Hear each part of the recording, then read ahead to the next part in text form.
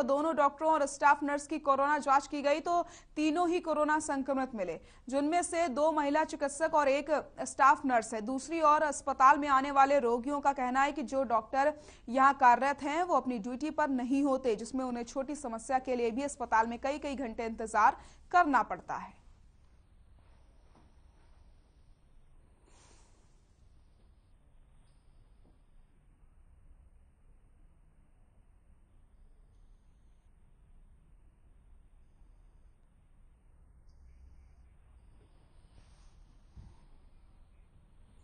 शिक्षा मंत्री कंवरपाल गुर्जर ने कहा कि अगर परिस्थितियां ठीक रही तो कोरोना के केस कम हुए तो फरवरी महीने में फिर से स्कूल खोले जाएंगे।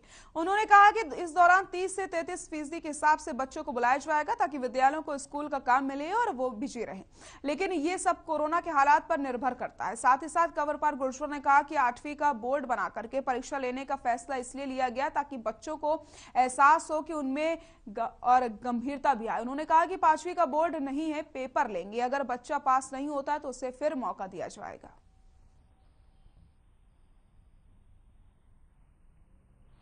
प्ले स्कूल वगैरह है, जो जिस प्रकार से उन्होंने समाचार पत्रों में और मीडिया में इस प्रकार की बात आई कि संख्या घटी है।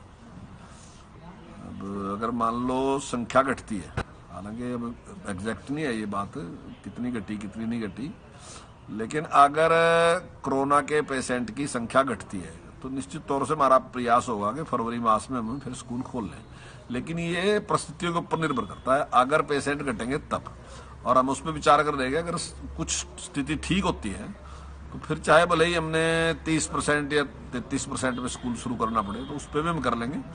एक बच्चा 2 दिन आएगा, फिर दूसरे बच्चे 2 दिन 2 दिन 2 दिन करके 3 ग्रुप में वो बच्चे आ जाएंगे, ताकि कुछ ना कुछ उस प्रकार का एक उनको मतलब पढ़ाना भी और उनको कुछ काम देना भी, ताकि वो थोड़ा।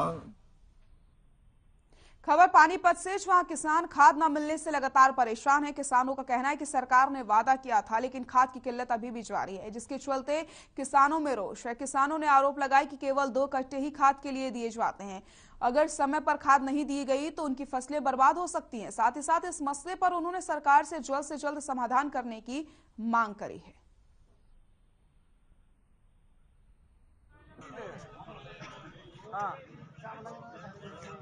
पहलवानों के पास जाएंगे अपनी बिना बैठी नहीं पाते हुए आप लेना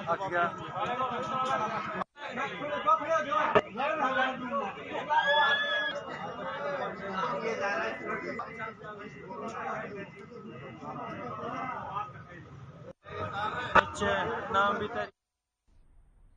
खबर जींद से है, जहां बहुचर्चित व्यापारी हत्याकांड मामले में पुलिस को बड़ी कामयाबी हाथ लगी। आपको बता दें कि 1 लाख का इनामी बदमाश को नागालैंड से गिरफ्तार किया गया। यह बदमाश व्यापारी श्याम सुंदर बंसल हत्याकांड में शामिल था।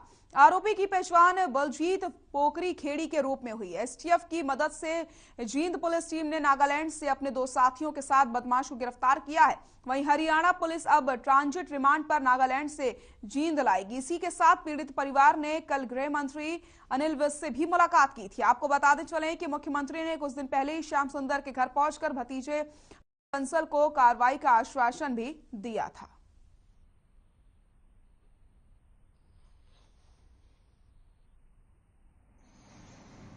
23 नवंबर को श्याम सुंदर हत्याकांड हुआ था, जिस हत्याकांड में जो मुख्य आरोपी बलजीत पोखरी खेड़ी था, उसके लिए हमारी सीआईए की टीम लगातार हरियाणा तथा अन्य देश के अन्य राज्यों में लगातार रेड कर रही थी। और उसी के चलते हमारे जो सीआईए टीम के निरीक्षक हैं अनूप सिंह, उनको एक सूचना प्राप्त हुई कि जो बलजीत पोखरी खेड़ी है अपने साथियों के समेत नागालैंड में मौजूद है। इसी के अंतर्गत हमारी टीम ने एसटीएफ की सहायता लेते हुए नागालैंड में पहुंची और उसके उपरांत हरियाणा के डीजीपी माननीय श्री प्रशांत कुमार अग्रवाल जी द्वारा डीजीपी नागालैंड से बातचीत की गई और वहां की स्थानीय पुलिस की मदद ली गई। स्थानीय पुलिस की मदद लेते हुए नागालैंड के दीमापुर से हमने बलजीत पोखरी खेड़ी को उसके 2 साथियों के साथ, जिसमें एक कुलदीप सन ऑफ शमशेर खंदराई, दूसरा मंजीत सन ऑफ शमशेर मुंडार, इन दोनों को बलजीत पोखरी खेड़ी के साथ नागालैंड के दीमापुर से गिरफ्तार किया।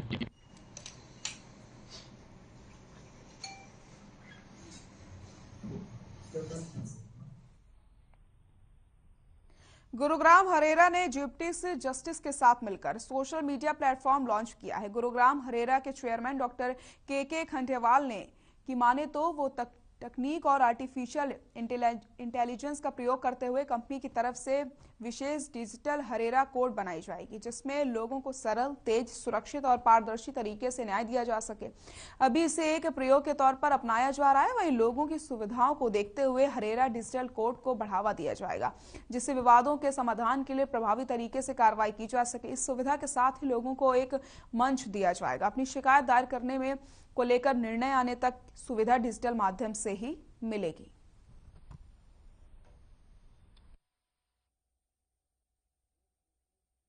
पेंडिंग कोर्ट में वो है हरेरा के मुख्यतः 3 फंक्शन है।